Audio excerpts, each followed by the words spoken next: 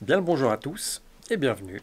Aujourd'hui on n'est pas à l'atelier mais on est en Valais, à mon domicile et je vais démarrer une série de vidéos là sur cette cabane de jardin. Je vous avais proposé là éventuellement de vous filmer ceci.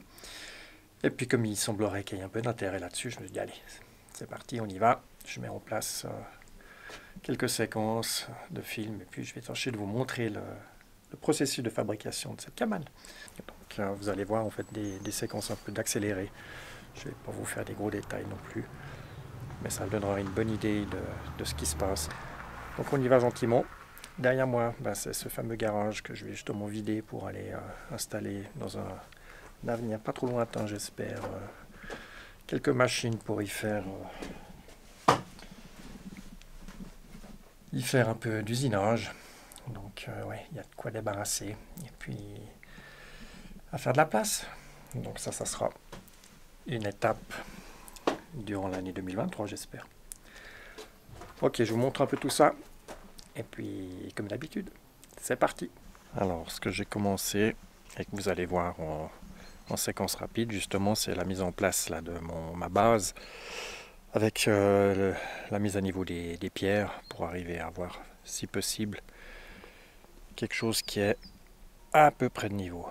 Donc, j'y suis presque, c'est pas trop mal.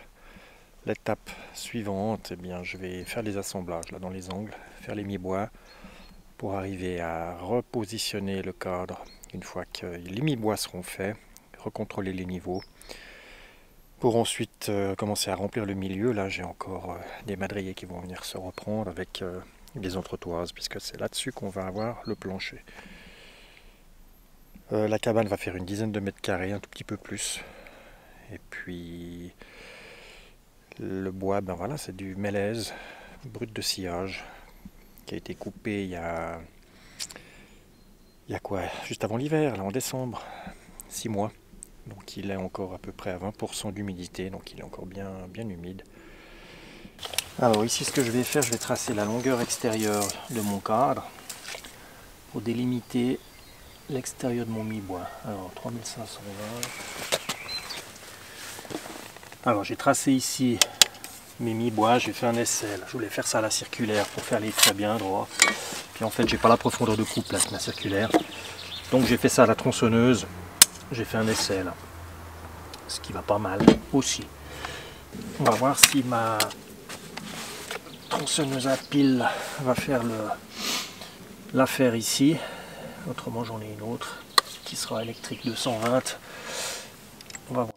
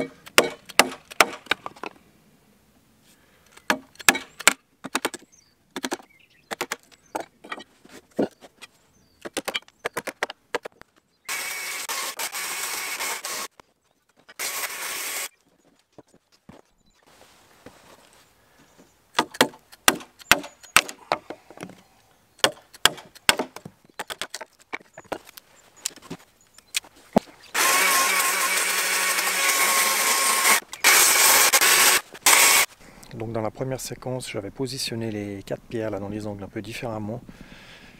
Et puis j'ai un copain là qui est venu par hasard. Et puis voilà, en discutant, on a aussi d'autres conseils et d'autres avis. Ce qui fait que c'était peut-être judicieux de ne pas la laisser comme je l'avais mise précédemment. C'est-à-dire qu'elle était vraiment dans l'angle ici. Et puis comme de toute façon on va avoir de la terre là qui va couler, c'était plus judicieux de l'éloigner. Donc je l'ai reculé.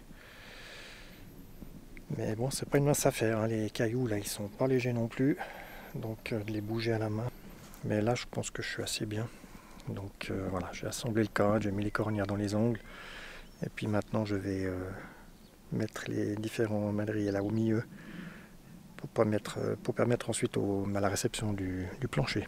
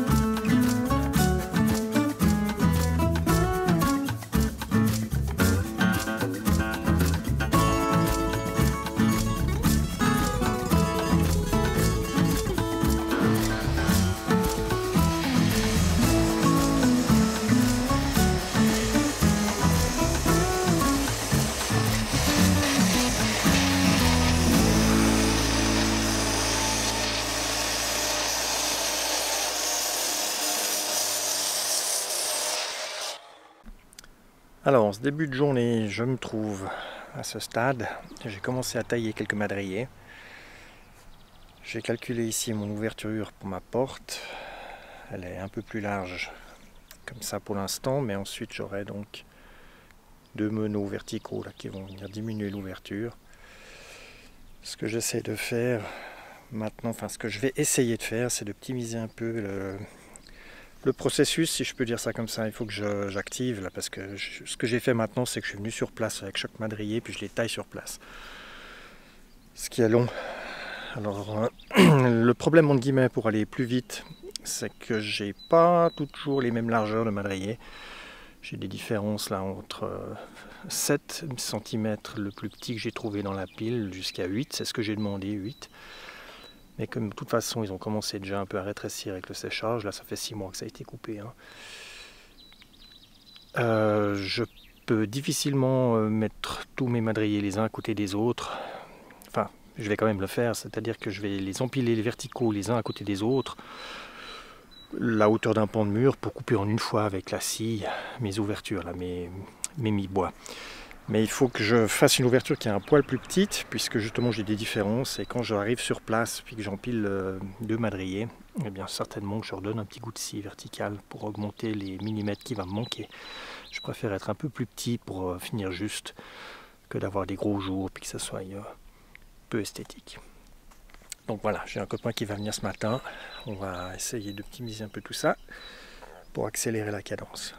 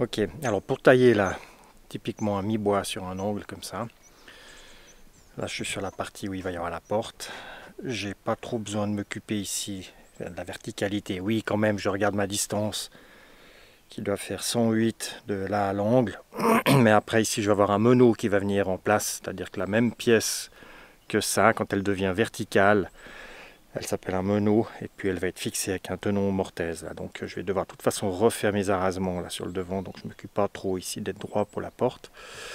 Ce que je regarde quand même, c'est d'avoir la distance de l'angle ici à l'angle là-bas, donc j'ai une cote.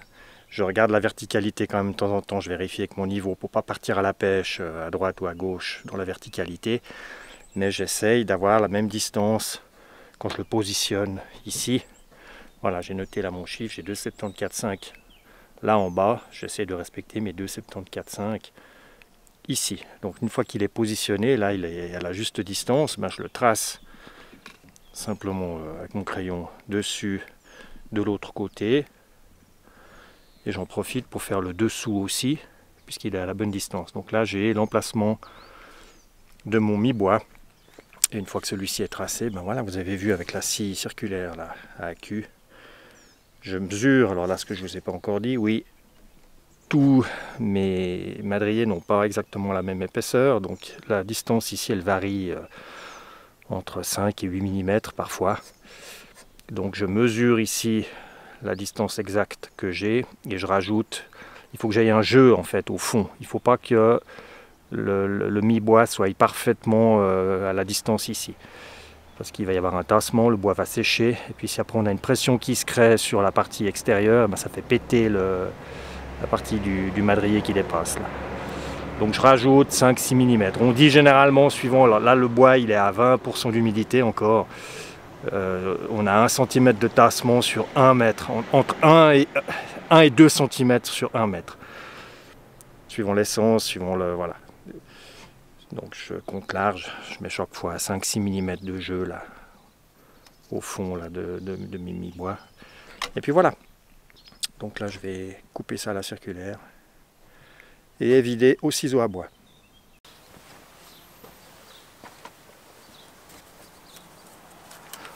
Alors ici je mesure, j'ai 8, pas tout à fait 7-8. Je vais faire un petit peu plus que 4 en profondeur.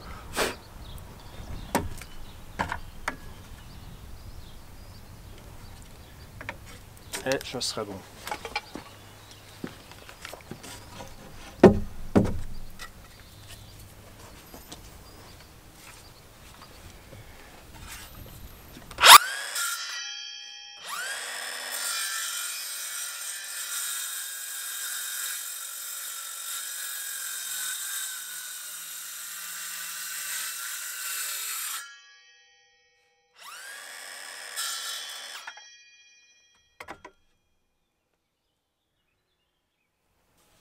Ah, les lunettes.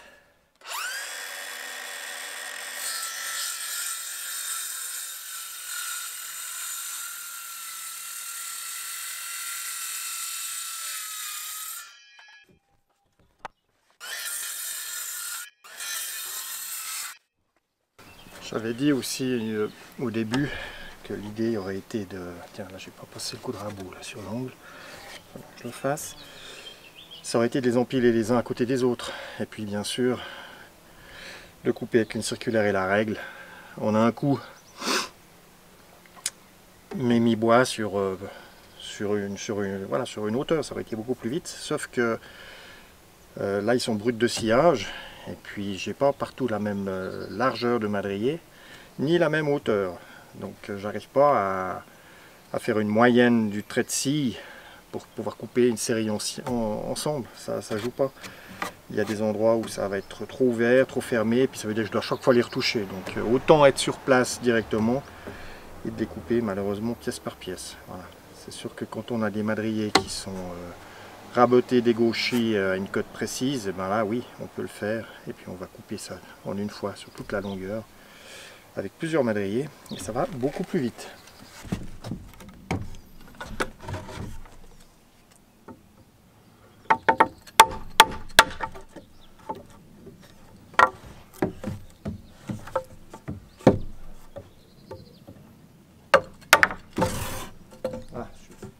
tarder à devoir installer une paire de chevalets. Là, ça va être un peu plus sympa pour bosser.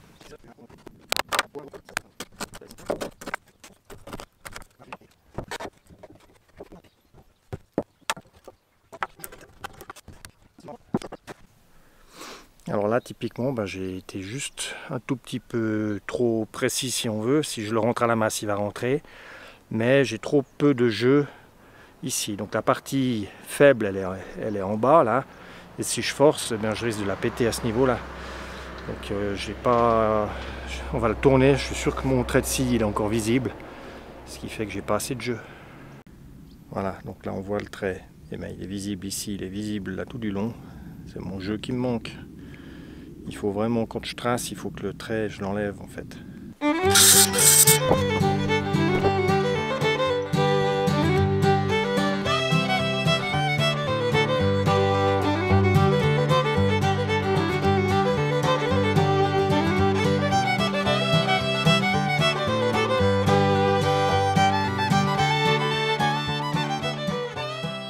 Aujourd'hui, on se retrouve pour la suite de cette fabrication de cabane. Ça avance gentiment, mais pas aussi vite que je le voudrais bien. Donc vous allez voir un petit peu là où je me situe maintenant. L'empilement de ces madriers, voilà, se fait. Ça monte, mais je suis pas encore en haut. Donc il y a encore du job. Ce qui veut dire qu'il faut que je m'active un peu pour finir ça encore cet été. Voilà. Donc ça monte.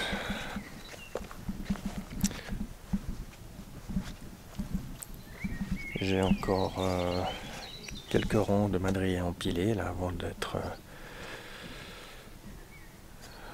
au point de pouvoir poser les pannes. Les pannes, c'est donc celle qui va être sur ce côté ici là, qui va dépasser devant pour supporter justement les chevrons du toit. Mais je dois être à 180 à l'intérieur, donc j'ai encore 2 rangs à poser ici pour pouvoir être à la bonne hauteur.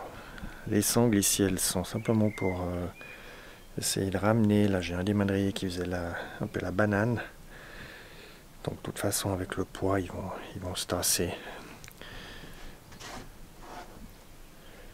Mais ça va pas mal, ça va pas mal.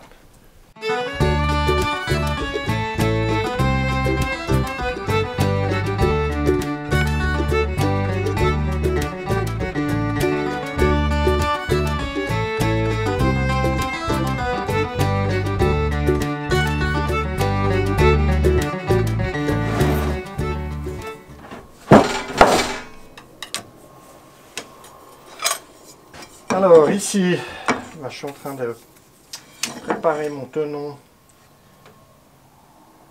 qui va revenir se prendre là pour faire le fêtage. Alors j'ai pas fait beaucoup de vidéos là pendant la construction, vous avez pu voir ça, mais si je dois résumer la fabrication de cette cabane de jardin,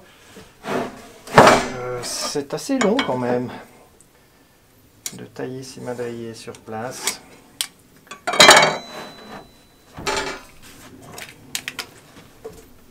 Mais voilà, là je suis presque... je pense qu'aujourd'hui je vais pouvoir poser les chevrons. Et une fois que les chevrons sont en place, le lattage là sur le toit. Et puis je serai bientôt avec voilà, la fin de ça. La fin de cette cabane, il faudra que je fabrique encore la porte. Ici j'ai encore des meneaux verticaux, donc c'est aussi la même section que les madriers, simplement ils vont venir vertical. Un tenon sur le bord, et puis une rainure dans le meneau pour arriver à rigidifier tout ça. Il y a encore un peu de job, mais ça avance gentiment. Gentiment mais sûrement. Décembre 24.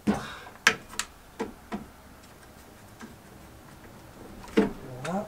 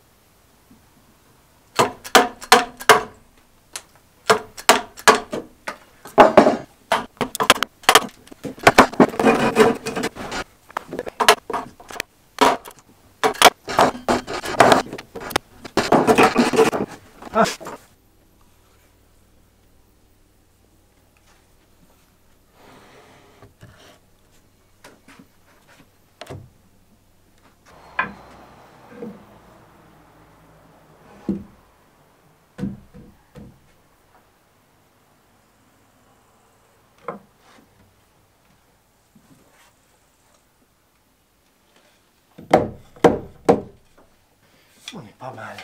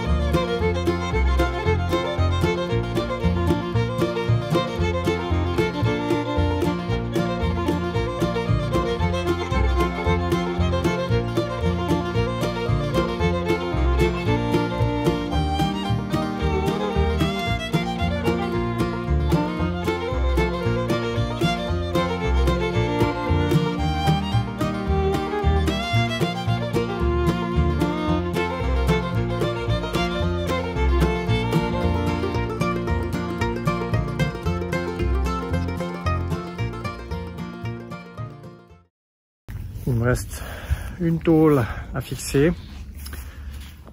La dernière, lorsque je la mets en place, eh bien, je vais vérifier l'endroit où elle arrive. Là, j'ai ma latte qui vient reprendre le profil là-dessous pour soutenir justement le dernier bout. Donc voilà, je mets en place la dernière, je trace, je coupe mes lames. Et ensuite, il me restera la tôle faîtière à poser sur le dessus. J'arrive au bout. Du toit, du moins.